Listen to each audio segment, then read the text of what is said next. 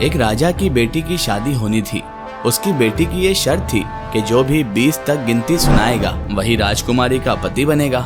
गिनती ऐसी होनी चाहिए जिसमें सारा संसार समा जाए और जो ये गिनती नहीं सुना सकेगा उसे 20 कोड़े खाने पड़ेंगे। और ये शर्त केवल राजाओं के लिए ही थी। अब एक तरफ तो राजकुमारी का वर्ण था और दूसरी तरफ कोड़े। एक एक करके बहुत सारे राजा महाराजा आए। राजा ने दावत का आयोजन भी किया। बहुत सारी मिठाइयाँ, विभिन्न पकवान भी तैयार किए गए। पहले सभी राजा महाराजा दावत का आनंद लेते हैं, फिर सभा में राजकुमारी के स्वयंवर शुरू होता है। एक से बढ़कर एक राजा महाराजा आते हैं, तभी गिनती सुनाते हैं जो उन्होंने पढ़ी हुई थी। लेकिन कोई भी ऐसी गिनती नहीं सुना पाया जिससे राजकुमारी संतुष्ट हो सके। अब जो भी आता कोड़े खाकर चला जाता।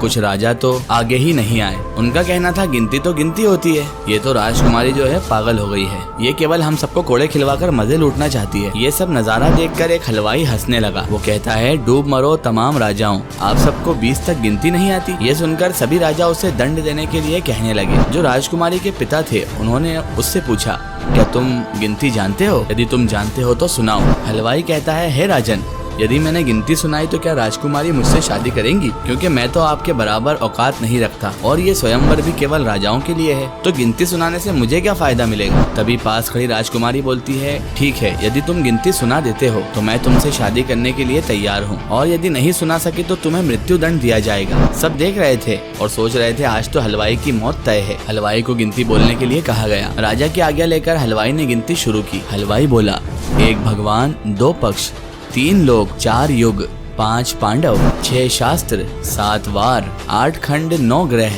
10 दिशा, 11 रुद्र, 12 महीने, 13 रत्न, 14 विद्या, 15 तिथि, 16 श्राद्ध, 17 वनस्पति, 18 पुराण, 19वीं तुम और 20वां मैं।